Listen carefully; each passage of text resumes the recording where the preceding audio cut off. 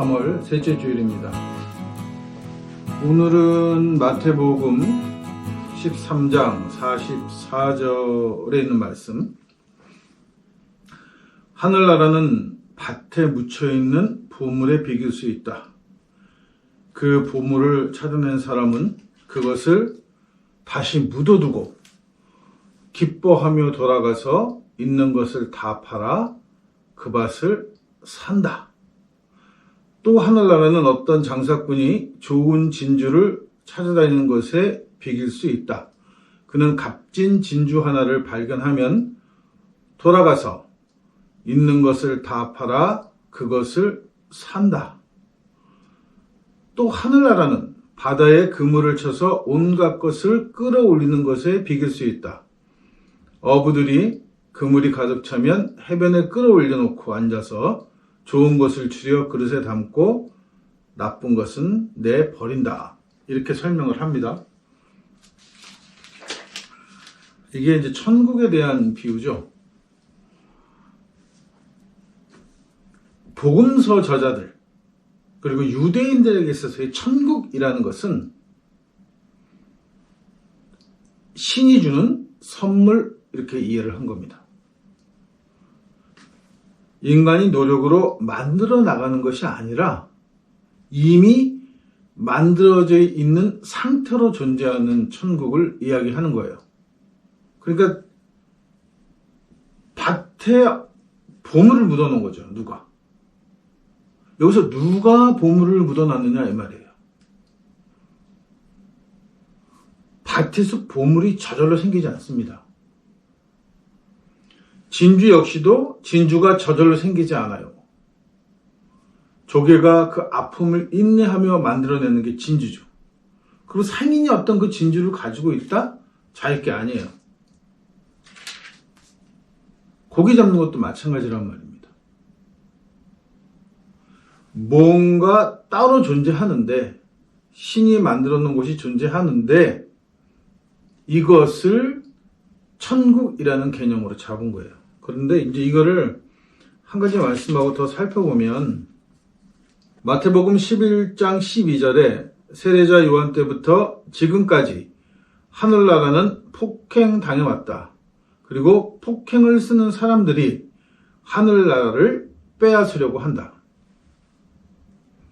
천국에 대한 이야기인데 천국은 그동안 폭행당해왔다는 거예요. 그리고 뺏으려고 하는 사람들이 있었다는 거예요. 천국은. 그러니까 천국은 빼앗기면 안 된다 이렇게 설명을 해요. 그래서 여기서 한 걸음 더 나가서 천국은 이게 개혁성경이 갖고 있는 그 문맥상의 흐름에 조금 잘못 읽으면은 그렇게 읽을 수도 있는 건데 천국은 침노하는 자의 것이다. 이렇게 이해를 해버린단 말이죠. 앞에 문장을 읽지 않아요. 그리고 천국은 침노하는 자의 것이다. 이렇게 얘기하니까 천국은 빼앗는 게 되는 거란 말이죠.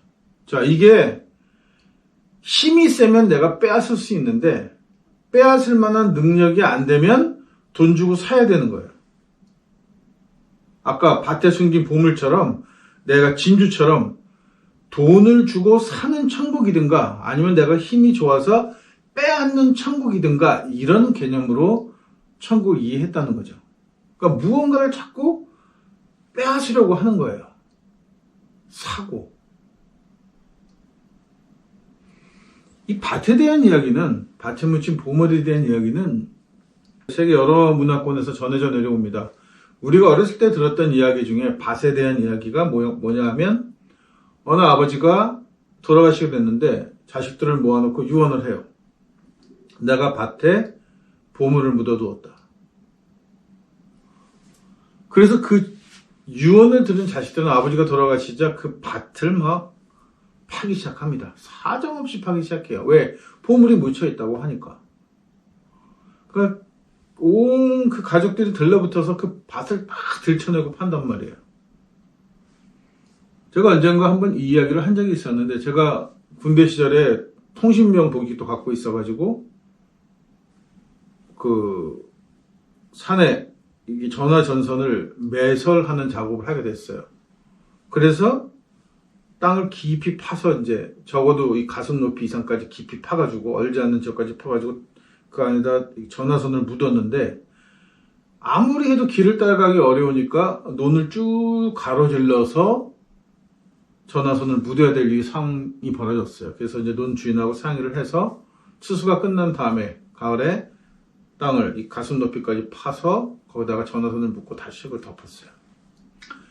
그리고 이제 매년 그 공사에 참여하지 않은 후임들에게 우리 전화선이 여기에 이렇게 묻혀 있다라고 설명을 해줘야 된단 말이에요. 그래서 그 길을 설명해 주러 가다가 그 논에 가서 보니까 우리가 정했었어요. 여기다가 표시를 2개 해놓고 이렇게 일직선으로 선을 묻었다라는 표시를 해뒀는데 그 의미가 없는 거예요. 가보니까 땅을 깊이 팠던 논에 벼가 똑같이 모내기를 한 벼였는데 이렇게 10cm 이상 거의 2-3cm가량 더 높이 자라가지고 멀리서 봐도 한눈에 그 전화선이 묻혀있는 길이 이렇게 쫙 보이는 거예요. 땅을 깊이 팠기 때문입니다. 그러니까 늘 겉에 땅을 파내고 비료주고 이렇게 해서 상한 땅이 있는 반면에 아직까지 여전히 많은 영양분을 가지고 있는 밑에 땅을 끌어올려서 파내고 나면 향이 농사가 잘 되는 거죠. 뿌리도 잘 내리고. 아버지가 유언한 밭에서 보물을 찾지 못했어요. 없었습니다.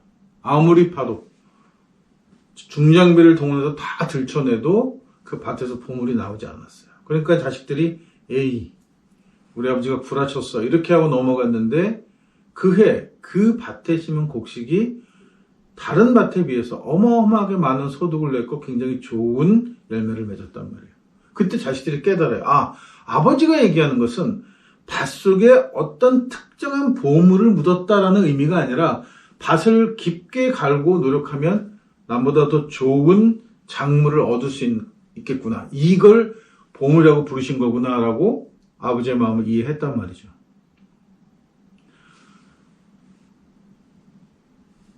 복음서와 같은 이야기를 하고 있는 것처럼 보이는데 사실상 그 본질은 굉장히 다른 거예요. 그러니까 기독교라는 종교가 천국을 소망하죠.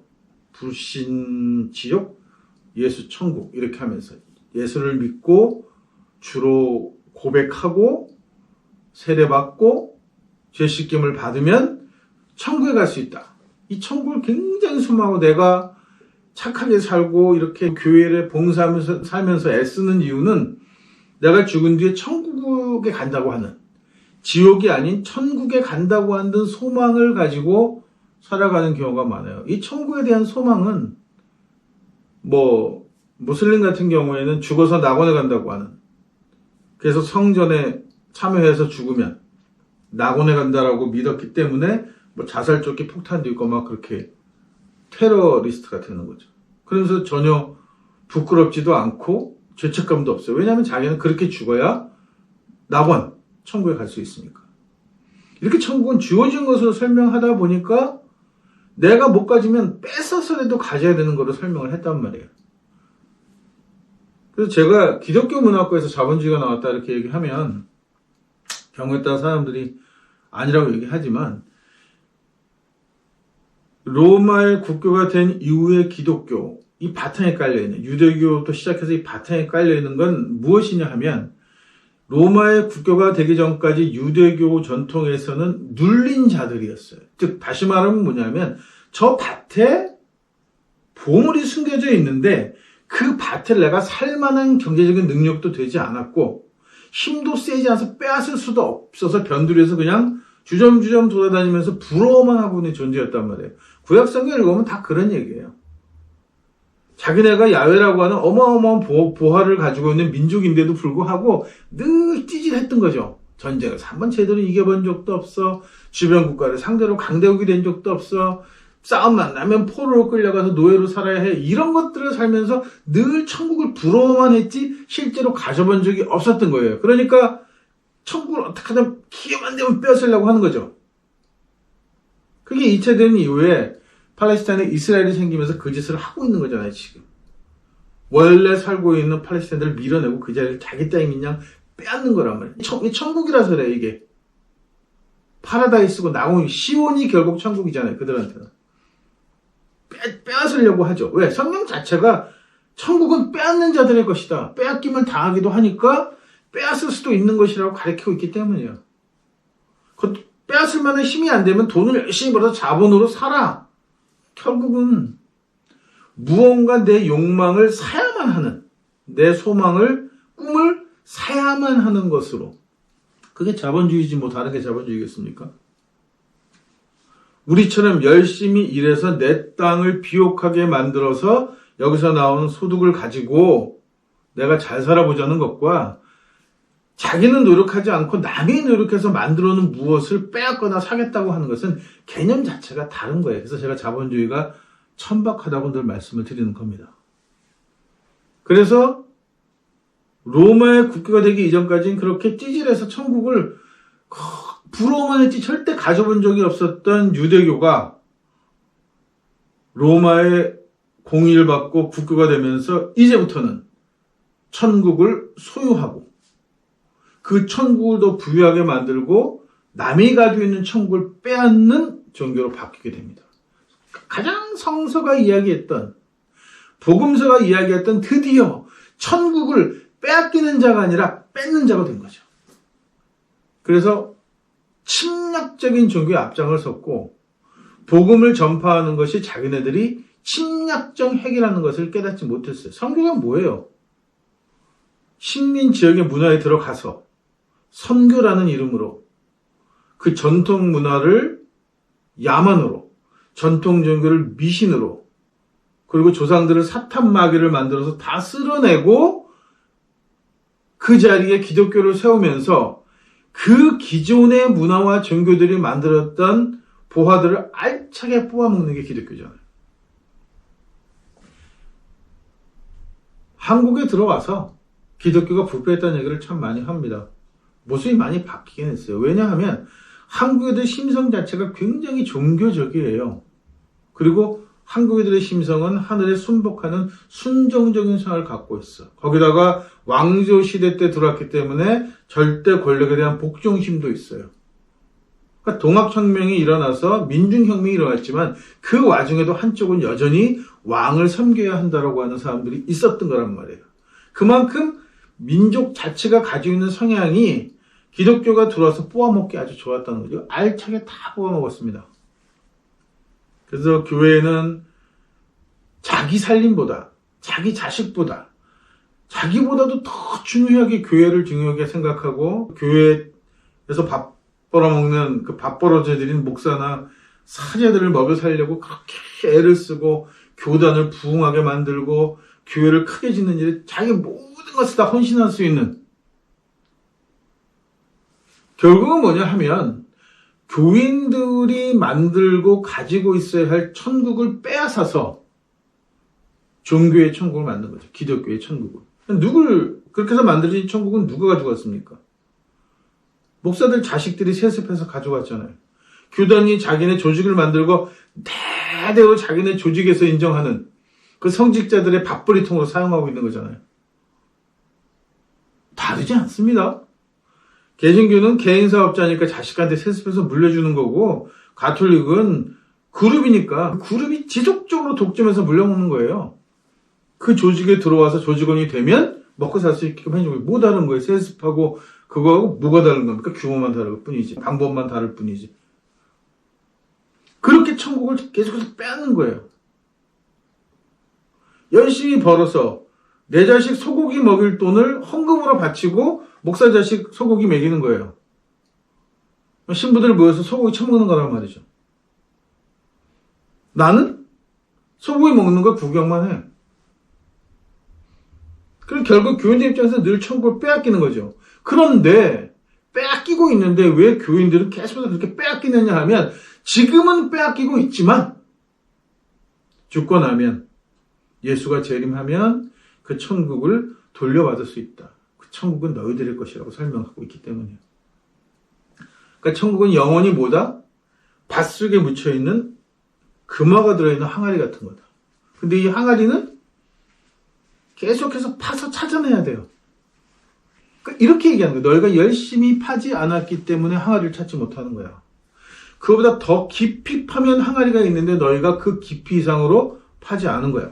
라고 이야기한단 말이죠.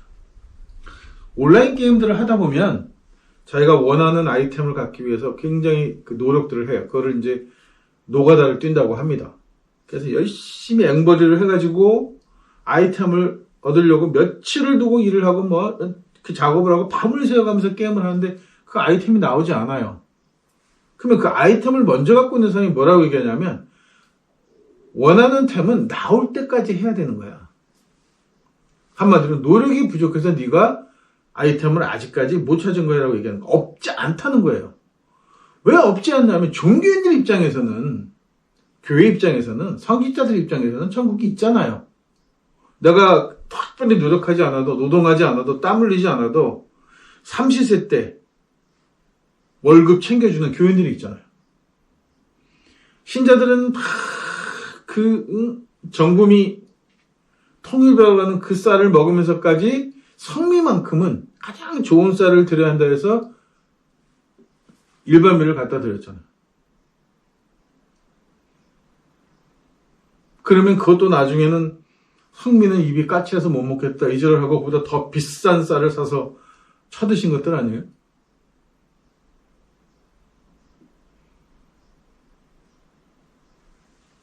제가 아는 스님 중에 한 분이 뭐 어렸을 때부터 절에 들어가서 머리 깎고 동자승부터 시작했으니까 사춘기 때 얼마나 하고 싶은 거 갖고 싶은 게 많겠어요.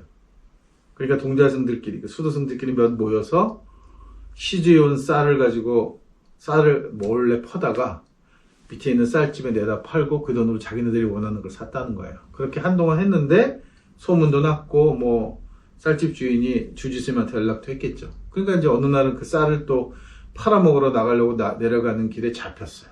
주지스님이 길목을 잡은 거지. 이게 뭐냐 하고 물어보니까 저희가 탁발을 가서 사람들한테 얻어온 희주쌀입니다고 얘기했더니 이렇게 보시면서 요새 세상에 이렇게 희주쌀을 이렇게나 좋은 일반미로 탁발 먹는 집이 몇 명이나 된다더냐라고 얘기했다는 대목이 나와요. 종교는 천국이 가지고 있었습니다. 천국을. 그 천국을 누가 갖고 있냐면 성직자들이 가지고 있는 거예요. 자기네들은 노력하지 않고 땀 흘리지 않고 대대손손 세습해가며 지위를 물려져가며 자기네들은 편하게 먹고 살고 대접받고 늘 제일 좋은 음식으로 대접받고 좋은 옷으로 대접받고 큰 차로 대접받고 이런 것들이 자기네들 삶은 일평생 삶이 천국인 거죠. 그 천국을 만들어주기 위해서 많은 교인들은 실제로 자기가 살 천국을 빼앗긴 거란 말이에요. 열심히 밭을 갈았는데 이게 뭐랑 똑같으냐 하면 아버지의 유언을 따라서 그 밭을 열심히 갈아서 풍성한 열매를 맺었는데 나는 그 열매를 먹을 기회를 갖지 못했다. 왜? 나는 종교의 노예이기 때문에. 내게 아닌 거죠. 내가 밭을 열심히 갈아 노동하지만 내게 아닌 거예요. 근데 천국은 제가 자기 삶이라고 말씀을 드린 이유는 뭐냐면 그 천국은 내 것이어야 해요. 내가 내 삶을 살아서 내 삶을 통해서 내가 그 삶의 부유함을 느껴나가고 행복하고 즐겁게 살아야 그것이 천국인 거지. 교회나 성직자들을 행복하게 천국에서 살게 해주는 것을 낙원이라고 부르지 않는다는 거죠. 그게 천국이 아니라는 말씀입니다.